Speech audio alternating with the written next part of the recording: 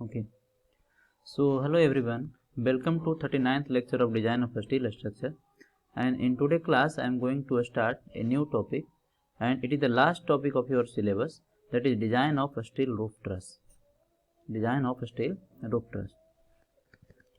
So इसमें हम लोग ज़्यादा है जो थ्योरेटिकल पॉइंट पे फोकस करेंगे, क्योंकि थ्योरेटिकल ही ज़्यादा आपको एग्जाम में इससे क्वेश्चन आता है. So let us start the session. First of all, I am going to define the roof truss. Roof truss का एग्जैक्ट डेफिनेशन क्या हो सकता है. So यदि आप कहीं देखे हो रूफ ट्रस, तो वो क्या होता है, a number of connected triangles होता है, number of connected triangular networks होता है वो, है ना. So a roof truss is framed structure. एक टाइप का क्या है, फ्रेम्ड स्ट्रक्चर. एक टाइप का ये फ्रेम्ड स्ट्रक्चर है ना, एक टाइप का ये फ्रेम्ड स्ट्रक्चर है. एक टाइप का फ्रेम्ड स्ट्रक्चर है. कहता है roof truss is a framed structure which is formed by connecting various member at their ends to form a system of triangles. A number of truss मिलकर क्या बनाएगा, ए number of triangle का formation बनाएगा. एक number of triangle का formation करेगा, मतलब triangular network का फॉर्मेशन करेगा, है ना. ट्रायंगुलर नेटवर्क का फॉर्मेशन करेगा. अभी हम लोग फिगर से इसको समझेंगे. सो फिर से मैं इसको रिपीट करता हूँ. कहता है a roof truss is a framed structure. एक टाइप का क्या है, फ्रेम्ड स्ट्रक्चर है, which is formed by connecting various member at their ends to form a system of triangles.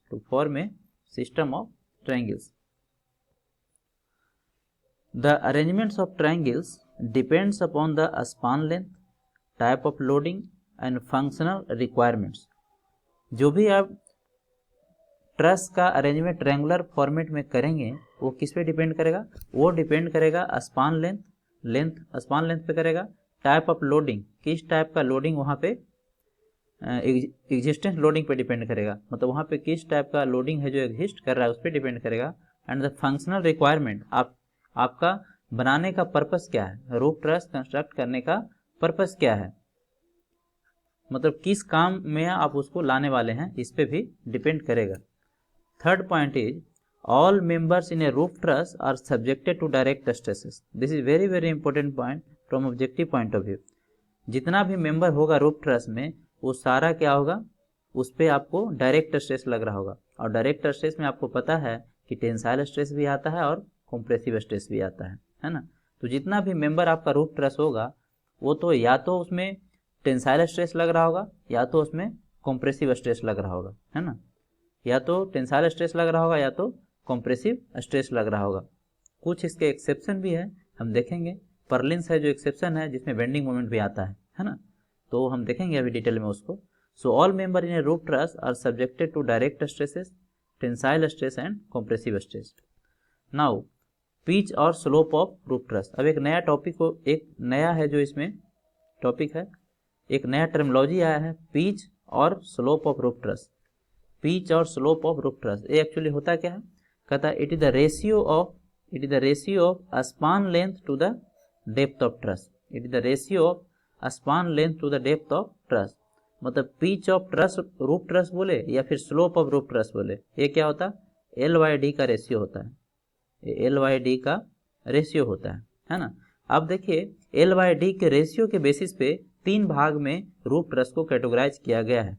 So based on the pitch the trusses may be divided into 3 category. 3 category में इसको divide किया गया है. ये आपका objective के लिए important है. First, a small pitch roof truss कब बोलेंगे, जब L/D का वैल्यू ग्रेटर देन 12 होगा. जब L/D का वैल्यू क्या होगा, ग्रेटर देन 12 होगा. मीडियम पिच कब बोलेंगे, जब L/D का वैल्यू है जो 5 से बड़ा होगा और 12 से छोटा होगा. ठीक है. एंड लार्ज पिच कब बोलेंगे, जब L/D का वैल्यू है जो 5 से कम होगा. जब L/D का वैल्यू क्या होगा, 5 से कम होगा, तब उसको हम लोग क्या बोलेंगे, लार्ज पिच बोलेंगे.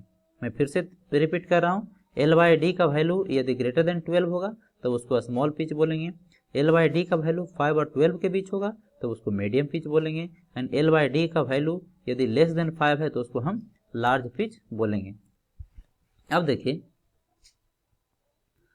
Type of truss, roof truss की बात करते हैं. टाइप ऑफ रूफ ट्रस की बात करते हैं. So type of roof truss है जो ये डिफरेंट टाइप का होता है, जिसमें कुछ है जो यहाँ पे मैं है जो आप लोग आपके मतलब डिस्कस करने जा रहा हूँ, है ना। सो देखिए टाइप ऑफ रूफ ट्रस में जो सबसे पहला है, एक्चुअली ये डिपेंड करता है टाइप ऑफ ट्रस पे। जो टाइप ऑफ रूफ ट्रस है वो किस पे डिपेंड करेगा, वो डिपेंड करेगा टाइप ऑफ ट्रस पे। जैसे सबसे पहला है जो है king post truss. King post truss कब बोलेंगे, जब स्पान है जो लेस देन 6 मीटर होगा। इसके लिए आपका स्पेसिफिकेशन क्या है, span should be less than 6 metre. Span क्या होगा, 6 मीटर से क्या होगा, छोटा होगा। सेकंड है जो क्वीन पोस्ट ट्रस है। क्वीन पोस्ट ट्रस में आपका जो स्पान लेंथ होगा वो एल का जो वैल्यू होगा वो 6 से बड़ा होगा, 6 से बड़ा होगा और 10 मीटर से क्या होगा, छोटा होगा। जब ऐसा होगा तो इसको हम लोग क्या बोलेंगे, क्वीन पोस्ट ट्रस बोलेंगे। थर्ड है जो 4 होट ट्रायंगुलर ट्रसेस बोलते हैं। होट ट्रायंगुलर ट्रसेस में क्या होता है, इसका जनरली जो स्पान लेंथ है वो आपको 6 मीटर टू 24 मीटर वेरी करता है। 6 मीटर टू 24 मीटर वेरी करता है। इसमें दो टाइप का होता है, एक 4 पैनल्स होता है, जैसे देखिए इसी को पैनल बोल रहे हैं, 1 2 3 एंड 4, है ना। तो ये कितना हो गया, 4 पैनल हो गया। ये देखिए 1 2 3 4 5 6, ये क्या हो गया, 6 पैनल हो गया। तो होट ट्रायंगुलर ट्रसेस को दो पार्ट में डिवाइड किया गया, है ना। वो क्या हो गया, 4 पैनल एंड 6 पैनल। अब देखिए होट ट्रायंगुलर जो आपका ट्रस है वो फ्लैट भी हो सकता है, वो फ्लैट भी हो सकता है। जैसे यहाँ पे देखिए वो फ्लैट ट्रस है, इसका भी स्पान क्या है, 6 टू 24 मीटर है जो वेरी करेगा। लेकिन ये क्या है, ये ऑलमोस्ट फ्लैट है, ये क्या है, ऑलमोस्ट फ्लैट है। नेक्स्ट है जो आपका फिंक ट्रस है। फिंक, और इसको फ्रेंच भी बोला जाता है, फिंक ट्रस बोले या फ्रेंच ट्रस बोले। इसमें स्पान क्या होगा, लेस देन 9 मीटर होगा। स्पान होगा जो इसका लेस देन 9 मीटर होगा। लास्ट इसके बाद है आपका फिंक और फ्रेंच ट्रस। इसमें कुछ ऐसा भी हो सकता है, स्पान है जो 10 मीटर से 20 मीटर वेरी करता है। स्पान है जो 10 टू 20 मीटर वेरी करता है। बट इसमें क्या होगा, दोनों को कंस्ट्रक्शन में चेंजिंग है, दोनों का कंस्ट्रक्शन में क्या है, चेंजिंग है। यहाँ पर देखिए इसको बोलते हैं सैग टाई। ये जो डॉटेड दिखाया गया है इसका नाम है सैग टाई। अभी इसके बारे में हम लोग डिस्कस करेंगे, सैग टाई। ये जो डॉटेड दिखाया गया है ये क्या होता है, स्टील का एलिमेंट ही होता है, जिसको हम लोग क्या बोलते हैं, सैग टाई के नाम से उसको जाना जाता है। उसके बाद फैन ट्रस है। फैन ट्रस है जो स्पान लेस देन 12 मीटर के लिए यूज होता है।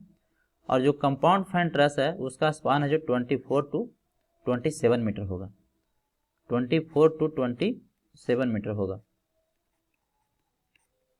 27 मीटर होगा। तो ये तो रहा टाइप ऑफ रूफ ट्रस, जो किस पे डिपेंड करता है, टाइप ऑफ रूफ ट्रस है जो आपका डिपेंड करता है स्पान लेंथ पे। Now component of roof truss. Now this discussion is going to be very very important from your examination point of view. तो इसको है जो आपको सही से समझना है। कंपोनेंट ऑफ रूफ ट्रस, ये आपको एग्जाम में लिखने के लिए आएगा। सो इसमें ए नंबर ऑफ कंपोनेंट्स है, इसके कंपोनेंट्स बोले या एलिमेंट्स बोले, both are same.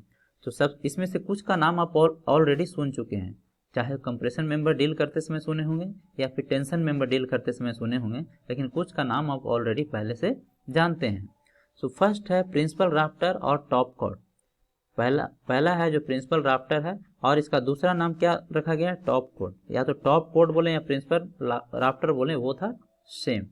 Second one is main tie और बॉटम कॉर्ड, मेन टाई और बॉटम कॉर्ड। थर्ड है जो सिंपली टाइज बोलेंगे। फोर्थ है जो स्ट्रट बोलेंगे। फिफ्थ है आपका सैग टाई है। अभी सबको हम फिगर में दिखाएंगे तो थोड़ा सा पेशेंस रखिए। उसके बाद आपका फर्लिंस है। फिर है आपका राफ्टर्स और कॉमन राफ्टर्स, ऑलरेडी इसका नाम सुन चुके हैं आप। Ridge line, eaves, panel points, roof covering और सीटिंग बोला जाता है, एंड बेस प्लेट। तो ये टोटल जितना भी मैं यहाँ पे लिखा हूँ ये सब आपको जब components of roof truss exam में पूछता है तो आपको फिगर के साथ साथ सबका नाम भी लिखना पड़ेगा। सारा ये नाम आपको याद करना पड़ेगा। प्रिंसिपल राफ्टर, मेन टाई और बॉटम कॉर्ड जिसको बोला जाता है, टाइज हो गया, स्ट्रट हो गया, कुछ का नाम आप पहले से जानते हैं, सैग टाई हो गया, सैग रड हो गया। सैग टाई और सैग रड में क्या डिफरेंस है अभी हम लोग देखेंगे। पर्लिंस हो गया, purlins this is very very important. अब देखिए इसमें क्या है, कुछ को मैं डिटेल में डिस्कशन करूंगा जो एग्जाम में ज़्यादा पूछता है, सबको डिस्कस नहीं करूंगा क्योंकि कुछ का डिस्कशन ऑलरेडी हो चुका है, इसको मैं डिस्कस करूंगा डिटेल में। उसके बाद आपका सैग रड हो गया, इसको मैं डिस्कशन करूंगा। आपको पर्लिंस हो गया, ये सब का डिस्कशन मैं करूंगा, है ना। तो देखिए यहाँ पर ध्यान से देखिए, सारा है जो आपको इस फिगर में दिखाया गया है। ये क्या है? ये आपका प्रिंसिपल राफ्टर है। ये क्या है? प्रिंसिपल राफ्टर है। जो आपका इंक्लाइंड मेंबर है यहाँ से स्टार्ट हो रहा है और यहाँ तक जा रहा है ना। ए वाला जो मेंबर है इसको क्या बोलते हैं? प्रिंसिपल राफ्टर बोलते हैं, ए वाला मेंबर है ना। ये क्या है? टॉप कोड भी बोला जाता है, इसको टॉप कोड भी बोला जाता है, ठीक है। उसके बाद आपका देखिए, ये क्या है? ये सब टाइज है। ये क्या है? टाइज है। और टाई आपको पता है टेंशन मेंबर होता है ना। ये क्या है? सैग टाई है। ये आपका सैग टाई है और इसको पैनल लेंथ बोलते हैं, है ना।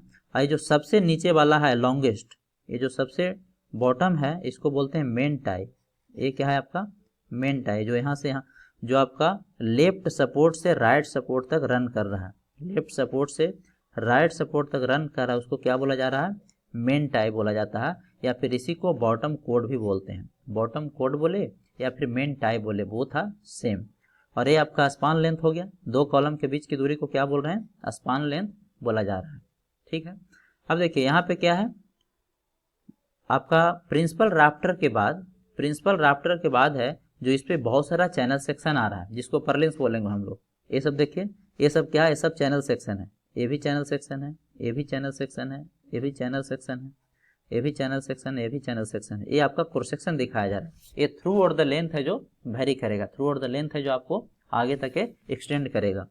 अब इस चैनल सेक्शन के बाद है जो आपका रूफिंग मटेरियल आता है ना। रूफिंग मटेरियल क्या होगा? एक सीट टाइप का होगा। रूफिंग मटेरियल क्या होगा? एक सीट टाइप का होगा, है ना।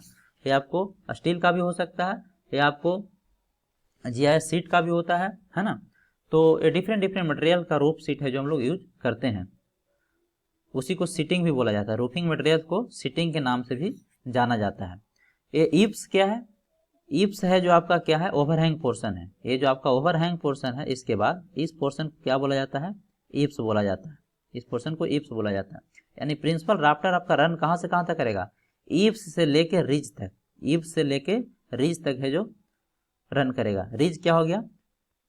रिज इसी को बोलते हैं, इसको रिज बोलते हैं या फिर पीक पॉइंट बोलते हैं, इसको पीक पॉइंट बोलते हैं।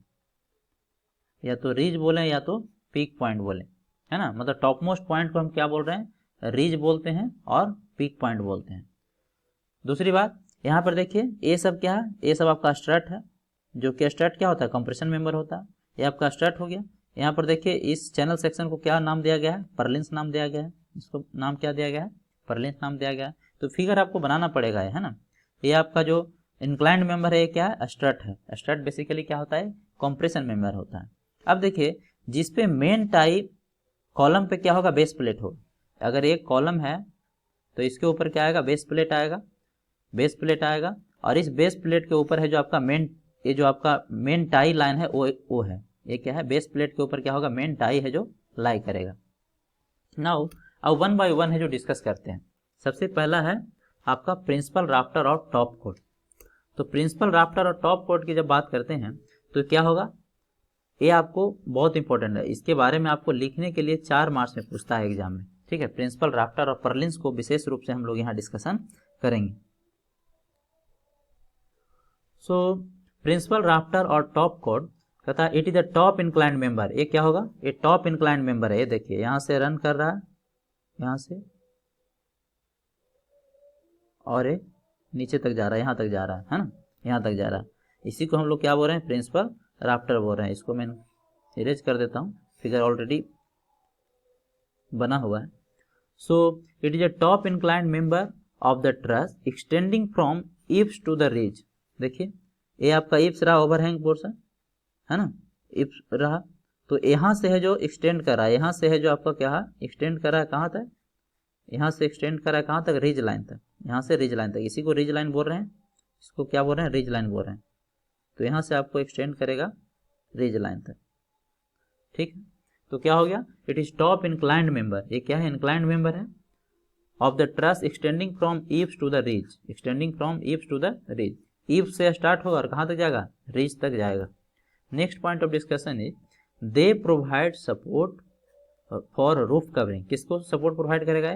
दे प्रोवाइड सपोर्ट रूफ कवरिंग, और इसको सीटिंग के नाम से बोला जाता है थ्रू पर्लिंस, थ्रू पर्लिंस। देखिए, एक्चुअल में अगर देखा जाए तो ये जो रूफ कवरिंग मटेरियल है, ये जो रूफ कवरिंग मटेरियल है जिसको सीटिंग के नाम से जाना जा रहा है ना, जिसको सीटिंग के नाम से भी जानते हैं, तो ये सीटिंग को डायरेक्ट वे में सपोर्ट प्रोवाइड कौन कर रहा है? पर्लिन कर रहा है। लेकिन पर्लिन को कौन सपोर्ट प्रोवाइड कर रहा है? पर्लिन को प्रिंसिपल राफ्टर कर रहा है ना। तो हम बोल सकते हैं कि they provide support roof covering sheeting through purlins.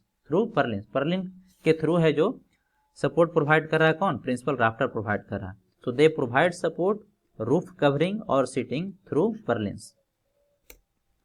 Third point of discussion is it is mainly a compression member. ये क्या होता है? मेनली एक कंप्रेशन मेंबर है। ये क्या है? मेनली है जो एक कंप्रेशन मेंबर है। फोर्थ वन इज इसका डिजाइन कैसे करते हैं? It is designed as a continuous strut. एक टाइप का इसका डिजाइन कैसे होता है? कंटिन्यूअस स्ट्रट की तरह डिजाइन होता है। इसका डिजाइन कैसा करेंगे? एक कंटिन्यूअस स्ट्रट की तरह इसका डिजाइन करते हैं। नेक्स्ट पॉइंट इज जनरली, अब देखिए ये किसका बना होगा, है ना, कौन सा सेक्शन है जो हम यूज करते हैं एज ए प्रिंसिपल राफ्टर, कौन सा स्टील का सेक्शन हम लोग यूज करते हैं। So generally double unequal angle, क्या होगा?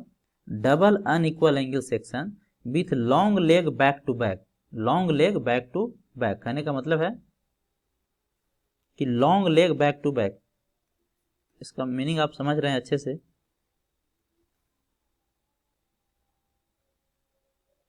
ये आपका एंगल सेक्शन है, दोनों का क्या है? अनइक्वल एंगल है। तो long leg back to back हमें कनेक्शन करना है।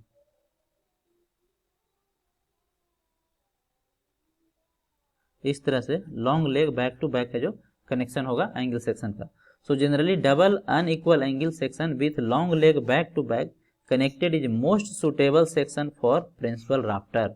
दो एंगल सेक्शन क्या होता है? बैक टू बैक कनेक्शन किया जाता है और ईव से स्टार्ट होता है और कहाँ तक जाता है? रिज लाइन तक जाता है ना।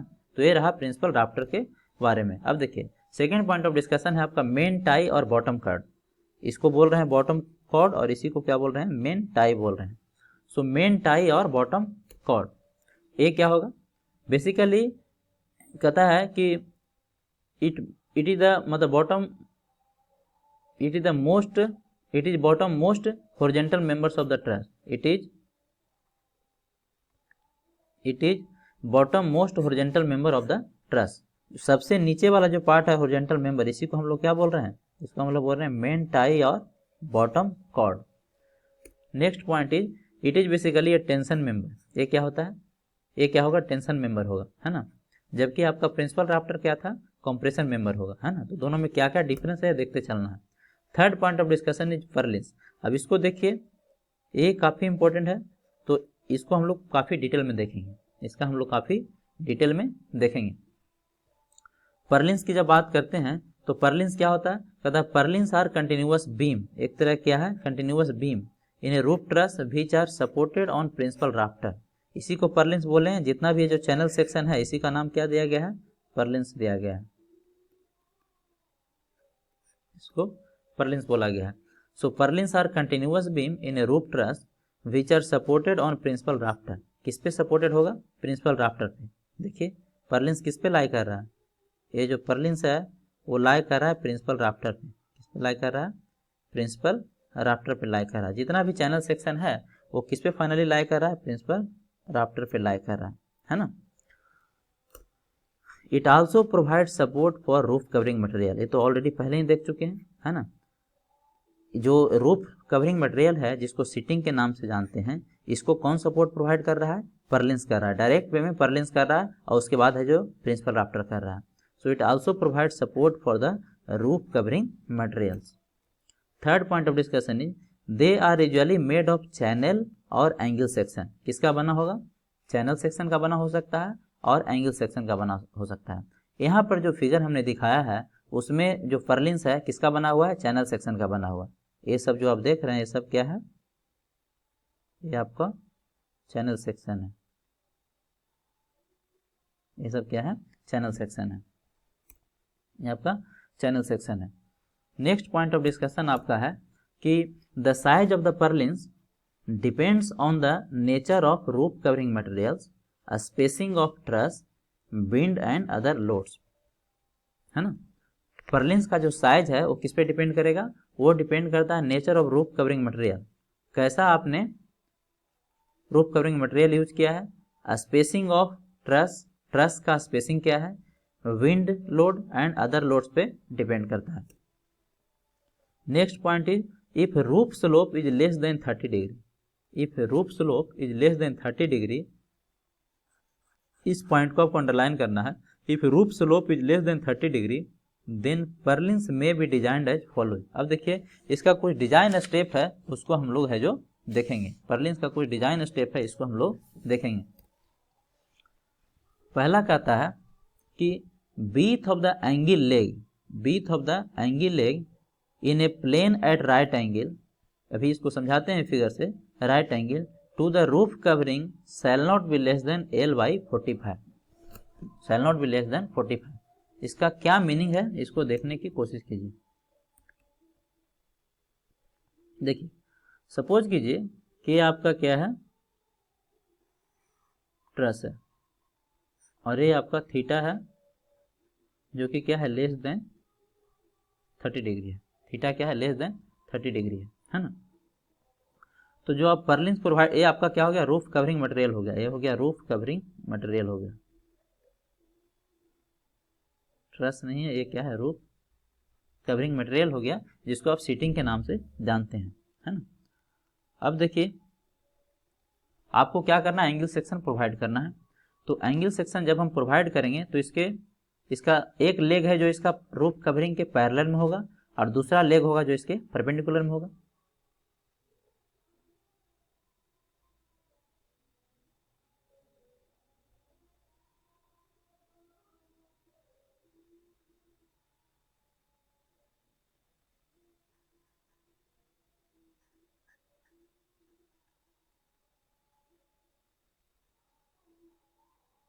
एक लेग आपका पैरेलल में होगा, दूसरा परपेंडिकुलर में होगा। तो अब पढ़िए इसको, कहता है width of the leg angle in plane right angle to the roof covering, right angle to the roof covering shall not be less than L/45। मतलब ए जो वैल्यू होगा, ए वाला ए वैल्यू कितना होना चाहिए, शैल not be less than L/45। मतलब कितना होगा, L/45 होगा, ए L/45 होगा, ठीक है।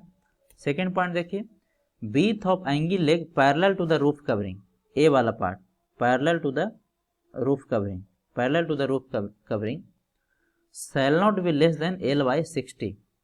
ए वाला पार्ट कितना होगा, L/60, है ना। इसका मीनिंग ये है। अब देखिए एल क्या है, एल है जो span length of the purlins है, where L is the span length of the purlins.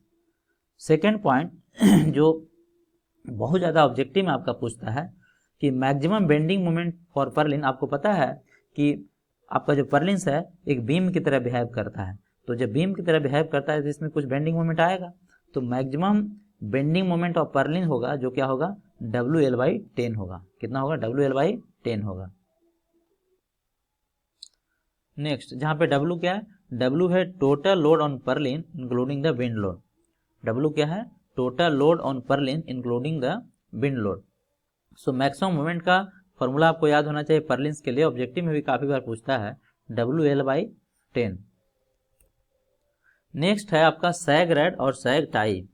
Sag red और सैग टाई क्या होता है, कहता है the purpose of sag tie is to reduce the weight of the truss. Main purpose क्या है इसका, वेट ऑफ द ट्रस को रिड्यूस करता है। अब देखिए सैग टाई अभी आपको हम फिगर से समझाते हैं।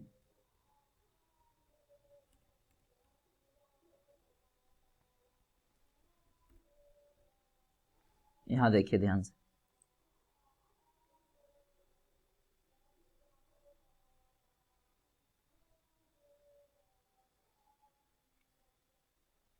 ये आपका क्या है, प्रिंसिपल राफ्टर है, प्रिंसिपल राफ्टर है। यहाँ पे कुछ पर्लिन्स है जो प्रोवाइड किया गया है, इस तरह से पर्लिन्स है जो प्रोवाइड किया गया है। इधर भी होगा इस तरह से चैनल सेक्शन प्रोवाइड किया गया। अब देखिए इन दोनों पर्लिन्स को एक रड से कनेक्ट कर दिया जाता है, एक रड से कनेक्ट कर दिया जाता है। ये दोनों पर्लिन्स को क्या करेंगे, रड से कनेक्ट कर दे रहे हैं, है ना। उसके बाद यहाँ पे क्या हो जाएगा, बोल्टिंग कर देंगे। यहाँ पे क्या हो जाएगा, इसको थ्रेडेड होता है, इसको बोल्ट से इसको फिक्स कर देंगे, इसको फिक्स कर देंगे। तो ये जो रड है इसी को क्या बोला जाता है, सैग रड। इसको क्या बोलेंगे, सैग रड बोलेंगे, है ना, सैग रड बोलेंगे। फाइनली क्या करते हैं, टॉप पे भी ये दोनों का कनेक्शन किया जाता है, ये दोनों जो चैनल सेक्शन बच गया इसको भी कनेक्शन किया जाता है। लेकिन जब टॉप पे हम रड प्रोवाइड करेंगे तो इसको बोला जाता है सैग टाई, इसको बोला जाता है सैग टाई, है ना। फिर से मैं रिपीट करता हूँ, दोनों पर्लिन्स को क्या किया गया है, एक रड से कनेक्ट किया गया है इंक्लाइंड पोर्शन पे, उसको हम लोग सैग रड बोलते हैं। और यदि टॉप पे कनेक्ट करेंगे तो उसको सैग टाई बोलते हैं, ठीक है। सैग टाई है जो आपको वर्टिकली भी प्रोवाइड करते हैं, इस तरह से वर्टिकली भी प्रोवाइड किया जाता है, जैसा कि आपने प्रीवियस फिगर में देखा था। इस तरह से वर्टिकली भी प्रोवाइड करते हैं, जो कि कहाँ से कहाँ तक रन करता है, रिज से लेके बॉटम टाई तक रन करता है, रिज से लेके बॉटम टाई तक रन करता है।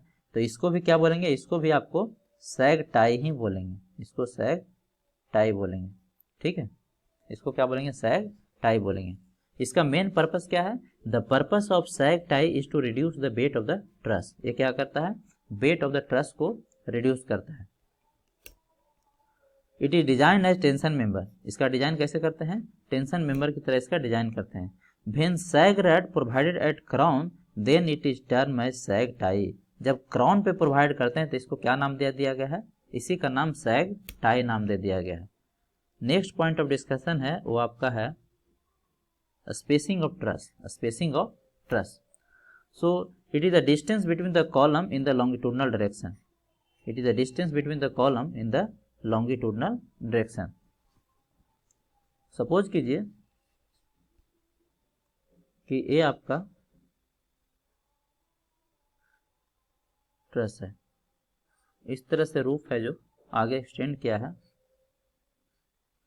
तो ये नंबर ऑफ कॉलम है जो आप प्रोवाइड करेंगे, इस तरह से ये नंबर ऑफ कॉलम है जो आप आगे प्रोवाइड करेंगे, हैं इस तरह से ये नंबर ऑफ कॉलम है जो आप प्रोवाइड करेंगे। ये आपका लॉन्गिट्यूडनल डायरेक्शन हो गया और ये आपका लैटरल डायरेक्शन हो गया। ये क्या हो गया, लैटरल डायरेक्शन हो गया और ये लॉन्गिट्यूडनल डायरेक्शन हो गया। अब इसको पढ़िए, कहता है it is the distance between the column in the longitudinal direction. तो ये जो डिस्टेंस है इसी को क्या बोलते हैं, स्पेसिंग बोलते हैं। ये जो डिस्टेंस है, ये वाला डिस्टेंस, इसी को क्या बोल रहे हैं, स्पेसिंग बोल रहे हैं, इसी को स्पेसिंग ऑफ ट्रस बोल रहे हैं, है ना, स्पेसिंग ऑफ ट्रस बोल रहे हैं। सो it is the distance between the column in the longitudinal direction. It depends on relative cost of truss, किस पे डिपेंड करेगा, spacing, it depends on relative cost of truss, truss के cost पे depend करेगा, purlins, roof covering and spacing of the column etc, है ना, spacing of the column etc। So spacing of column पे भी ये डिपेंड करता है। नेक्स्ट देखिए, इन जनरल जो होता है स्पेसिंग जो होता है, कहता है स्पान ऑफ द ट्रस यदि लेस देन 15 मीटर है, स्पान ऑफ द ट्रस यदि लेस देन 15 मीटर है, स्पान ऑफ द ट्रस यदि लेस देन 50 मीटर है, तो आपका जो स्पेसिंग ऑफ ट्रस होगा क्या होगा, 3 मीटर टू 4.5 मीटर होगा। अब स्पान और स्पेसिंग में दोनों में कंफ्यूज नहीं होना है, स्पान और स्पेसिंग में दोनों में कंफ्यूज नहीं होना है। वो कैसे, देखिए ये आपका रूफ ट्रस है ना,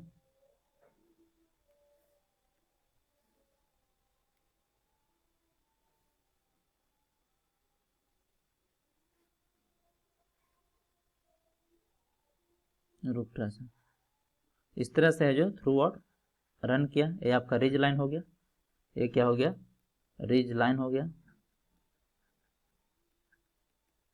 रिज लाइन हो गया। ये नंबर ऑफ कॉलम है जो इस तरह से प्रोवाइड किया गया है, ये नंबर ऑफ कॉलम है जो इस तरह से प्रोवाइड किया गया है, ये नंबर ऑफ कॉलम है जो इस तरह से प्रोवाइड किया गया है। ये आपका लॉन्गिट्यूडनल डायरेक्शन हो गया, ये आपका लॉन्गिट्यूडनल डायरेक्शन हो गया, और ये सब क्या हो गया, आपका ट्रस हो गया, ये सब आपका ट्रस हो गया। अब देखिए स्पान और स्पेसिंग क्या डिफरेंस है आपको क्लियर होना चाहिए। ये तो आपका स्पेसिंग हो गया, ये हो गया स्पेसिंग, ये सब क्या हो गया, स्पेसिंग ऑफ ट्रस, और ये हो गया स्पान ऑफ ट्रस। यहाँ से लेके यहाँ तक के डिस्टेंस को क्या बोला जा रहा है, यहाँ से लेके यहाँ तक के डिस्टेंस को क्या बोला जा रहा है? Span of truss. ये आपका रहा स्पान ऑफ ट्रस, जबकि ये क्या हो गया? Spacing of truss. Spacing of truss, ठीक है, स्पेसिंग ऑफ ट्रस। सो देखिए आपका ए क्या हुआ? अगर एल लेस देन 50 मीटर है, एल लेस देन आपका 50 मीटर है, तो उस केस में स्पेसिंग होगा 3 मीटर टू 4.5 मीटर होगा। अगर एल का वैल्यू है जो 50 मीटर से बड़ा और 30 मीटर से छोटा है, तो क्या होगा? स्पेसिंग आपका 4.5 टू 6 मीटर होगा। एल ग्रेटर देन 30 मीटर होगा तो स्पेसिंग आपका 12 मीटर से 15 मीटर लाई करता है। एक जनरल वैल्यू है जो आपको याद रखना है, उतना ज़्यादा इंपॉर्टेंट नहीं है, है ना। यहाँ से आपका क्वेश्चन उतना नहीं पूछेगा, जहाँ पे पूछेगा वहाँ पे आपको फोकस किया जाएगा। अब देखिए दो इंपॉर्टेंट डिस्कशन है आपका, flat roof and pitch roof. किसको फ्लैट रूफ बोलेंगे और किसको आप पिच रूफ बोलेंगे, इसको हम लोग देख लेते हैं।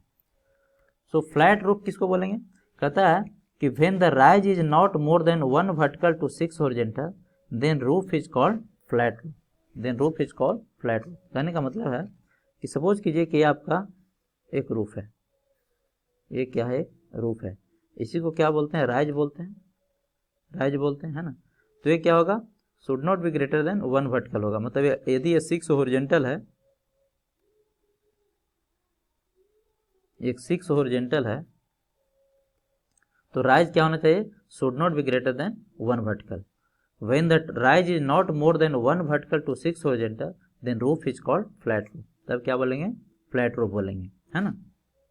जनरली फ्लैट रूफ का मतलब आप लोग समझते हैं सीधा इस तरह से फ्लैट, ऐसा नहीं है, ऐसा नहीं है। अगर इस क्राइटेरिया को भी फुलफिल करता है कि यदि 1 वर्टिकल टू 6 हॉरिजॉन्टल है, राइज यदि not greater than 1 vertical to 6 horizontal है, तो उसको भी हम लोग क्या बोलेंगे? फ्लैट रूफ बोलेंगे। उसको भी हम लोग क्या बोलेंगे? फ्लैट रूफ बोलेंगे। नेक्स्ट जो आपका डिस्कशन है वो है पिच रूफ। पिच रूफ क्या होगा? When rise exceeds 1 vertical to 6 horizontal then it is called pitch roof. तब इसको क्या बोलेंगे? पिच रूफ बोलेंगे। सपोज कीजिए कि यही आपका रूफ ट्रस है, ये क्या हो गया? ये आपका राइज हो गया, है ना। तो इस केस में क्या होगा? Rise greater than 1 vertical to 6 horizontal होगा।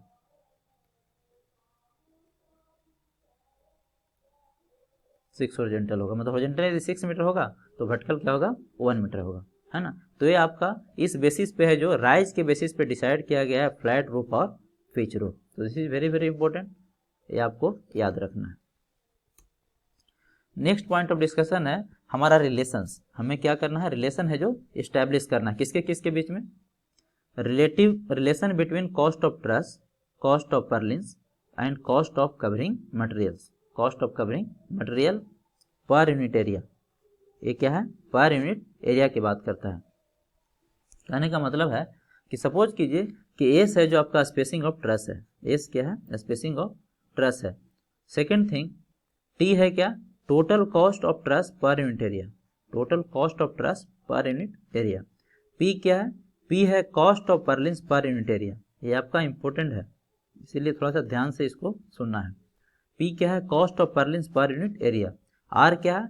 आर है cost of roof covering materials. R क्या है? Roof covering material per unit area. सारा डिस्कशन किसके लिए हो रहा है? पर यूनिट एरिया के लिए, क्योंकि कंपेरिजन करने के लिए किसी चीज को फिक्स करना पड़ेगा, है ना।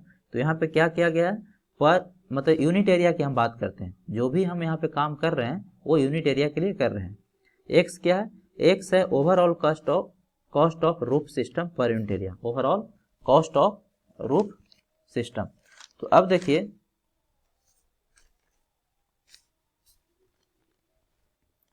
जो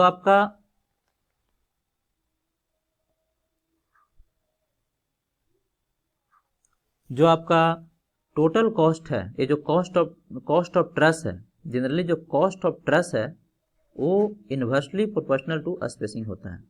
क्या होता है? इन्वर्सली प्रोपोर्शनल टू स्पेसिंग होता है। तो यहाँ से हम लिख सकते हैं, कोई कांस्टेंट यूज कर लीजिए। लेटर सपोज C1 है जो कांस्टेंट है, तो C1 बाई एस हो जाएगा, है ना। ठीक क्या हो जाएगा? C1 बाई एस हो जाएगा। सेकेंड थिंग आपका जो कॉस्ट ऑफ परलिंस है, मतलब small P, cost of purlins है वो directly proportional to S square होता है, directly proportional to S square होता है। अब देखिए cost of truss per unit area की हम बात करें, इसको किससे रिप्रेजेंट किए थे, इसको हम लोग टी से रिप्रेजेंट किए थे। तो कॉस्ट ऑफ ट्रस है जो इन्वर्सली प्रोपोर्शनल टू स्पेसिंग होता है, मतलब स्पेसिंग यदि हम बढ़ाएंगे तो कॉस्ट ऑफ ट्रस क्या होगा, कमेगा, कॉस्ट ऑफ ट्रस क्या होगा, कमेगा। स्पेसिंग यदि बढ़ाएंगे तो कॉस्ट ऑफ ट्रस क्या होगा, कमेगा। ऑब्वियस सी बात है कि जब स्पेसिंग आप बढ़ाएंगे तो नंबर ऑफ ट्रस क्या होगा, कम यूज होगा, number of truss come use में आएगा, तो ऑब्वियस सी बात है कॉस्ट क्या होगा, कम जाएगा। इसीलिए बोला जाता है कि जो कॉस्ट ऑफ ट्रस है वो क्या है, इन्वर्सली प्रोपोर्शनल टू स्पेसिंग है ना, स्पेसिंग है। सेकेंड है जो आपका कॉस्ट ऑफ परलिंस है, cost of purlins directly proportional to S square होता है, directly proportional to S square होता है। एस क्या है, स्पेसिंग है। तो यहाँ से हम मान लेते हैं कोई कांस्टेंट सपोज कीजिए C2 है, कोई कांस्टेंट क्या ले लेते हैं, C2 है, तो क्या हो जाएगा C2 इंटू एस स्क्वायर, इसको 1 मान लीजिए, इसको 2 मान लीजिए। थर्ड बोलता है कि आपका जो रूफ कवरिंग मटेरियल का कॉस्ट है, रूफ कवरिंग मटेरियल का कॉस्ट है वो क्या होगा, वो डायरेक्टली प्रोपोर्शनल टू आपका स्पेसिंग होता है, डायरेक्टली प्रोपोर्शनल टू स्पेसिंग होता है। इसका मतलब R बराबर क्या हो जाएगा, कोई फिर से कांस्टेंट लीजिए, C3 इंटू एस हो जाएगा, है ना। ये तो समझ में आता है कि जब हम स्पेसिंग बढ़ाएंगे तो रूफिंग मटेरियल क्या होगा, ज़्यादा यूज होगा, रूफिंग मटेरियल क्या होगा, ज़्यादा यूज होगा, है ना, ज़्यादा यूज होगा। तो उस केस में क्या होगा, आपका डायरेक्टली प्रोपोर्शनल होगा। अब देखिए 3 इक्वेशन है 1 2 3। अब टोटल कॉस्ट आप निकाल सकते हैं। हमारा ओवरऑल कॉस्ट था जो क्या था, x था, overall cost of roofing system पर यूनिट एरिया क्या था, x था। तो ओवरऑल कॉस्ट यदि देखा जाए, ओवरऑल कॉस्ट यदि बात करें, इसको हम लोग x लिखे थे, तो हम x को क्या लिख सकते हैं, लिख सकते हैं t plus p plus r, लिख सकते हैं कि नहीं। सारा वैल्यू आप पुट कर दीजिए। t क्या था, C1 अपॉन एस, p क्या था C2 into S square, plus r क्या था C3 इंटू एस। ये आपका क्या हो गया, ओवरऑल कॉस्ट हो गया, ओवरऑल कॉस्ट हो गया, है ना। हमें क्या करना है, कॉस्ट को मिनिमम करना है। ओवरऑल कॉस्ट को क्या हम क्या चाहते हैं, ओवरऑल कॉस्ट हमारा मिनिमम हो, ताकि डिजाइन जो हो इकोनॉमिकल हो, ताकि जो डिजाइन हो हमारा क्या हो, इकोनॉमिकल हो, ठीक है। अब देखिए एक क्या हो गया, इक्वेशन बन गया, इसको हमको मिनिमम दिखाना है, तो क्या करेंगे आपको पता है ना, क्या करना पड़ेगा, हमें डिफ्रेंशिएट करना पड़ेगा, क्योंकि यह स्पेसिंग के साथ वेरी कर रहा है ना। यहाँ पे जो x है वो क्या है, x है जो फंक्शन ऑफ स्पेसिंग है, x किसका फंक्शन है, स्पेसिंग का फंक्शन है। तो हमें स्पेसिंग के साथ इसको क्या करना पड़ेगा, डिफरेंशिएट करना पड़ेगा और उसको 0 पुट कर देंगे, है ना। मिनिमम या मैक्सिमम के लिए ही तो करते हैं। सो नाउ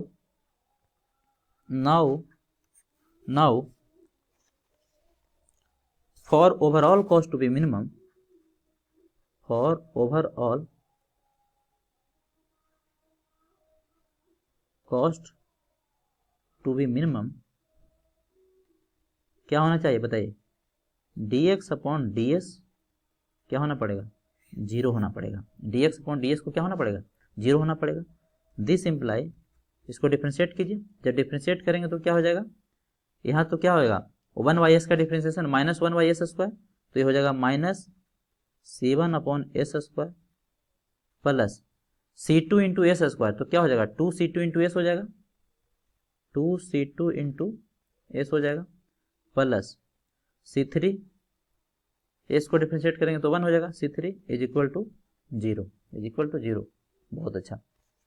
अब देखिए अब हम क्या करते हैं, अब इसको हम क्या करते हैं, एस से दोनों तरफ मल्टीप्लाई कीजिए। एस से क्या करना है, multiply both side with S, multiply both side with S. S से हम लोग दोनों तरफ मल्टीप्लिकेशन कर रहे हैं, तो जब एस से मल्टीप्लिकेशन दोनों तरफ करेंगे तो यहाँ पे क्या आ जाएगा, माइनस C1 अपॉन एस आएगा, प्लस यहाँ पे क्या होगा 2C2 इंटू एस स्क्वायर आएगा, अब प्लस यहाँ पे क्या आएगा C3 इंटू एस आएगा, इज इक्वल टू 0, ठीक है। आगे बढ़ते हैं। अब देखिए C1 बटा एस क्या था, C1 बटा एस क्या था, C1 बटा एस था आपका T। यहाँ पे देखिए C1 बटा एस क्या था, let us use the different colour, C1 by S था आपका क्या, T था, तो लिख सकते हैं minus T plus C2 into 2s square, C2 into 2s square, C2 into S square क्या था, P था, तो क्या हो गया 2P हो गया, plus C3 into S, C3 into S क्या था R था, तो R हो गया इज इक्वल टू 0। क्या बात है, दिस इंप्लाई T को राइट साइड ले जाइए तो T बराबर क्या हो जाएगा 2P plus R, 2P plus R। And my dear students, this is very very important relation in roof truss. ये आपको बहुत इंपॉर्टेंट रिलेशन है, T बराबर 2P प्लस R, मतलब कॉस्ट प्राइस ऑफ ट्रस, इसका मतलब क्या है, cost price of truss is equal to 2 times of cost of purlins plus cost of roofing material, plus cost of roofing material, है कि नहीं। So this is very very important. सीधा relation आपको objective में पूछता है, सीधा रिलेशन आपको ऑब्जेक्टिव में पूछता है, T बराबर 2P प्लस R, T बराबर 2P प्लस R। T क्या था, कॉस्ट ऑफ ट्रस, यानी कॉस्ट ऑफ ट्रस जो होता है 2 times of cost of purlins plus cost of roofing material, plus cost of roofing material, है ना। तो ये आपका इकोनॉमिकल डिजाइन के लिए, ट्रस का इकोनॉमिकल डिजाइन के लिए क्या है, रिलेशन है, which you have to remember. आपको क्या करना है, एग्जाम के लिए आपको याद रखना है, कभी कभी आपको ये ड्राइव करने के लिए भी आता है। सो T बराबर 2P प्लस R, आज के बाद आपको नहीं भूलना है। सो ठीक है, हम लोग नेक्स्ट क्लास में देखेंगे आपका लोडिंग के बारे में, नेक्स्ट क्लास में हम लोग लोडिंग के बारे में देखेंगे। So this is all about today session, thank you for watching, all the best, मिलते हैं नेक्स्ट क्लास में, है ना। हम आशा करते हैं कि आपको ये सारा है जो क्लियर होगा, अगर नहीं समझ में आता है तो आप रिवाइज कीजिए, नेक्स्ट क्लास में है जो आपका चैप्टर है जो कंप्लीट हो जाएगा। So this is all about today session, thank you for watching, all the best, जय हिंद।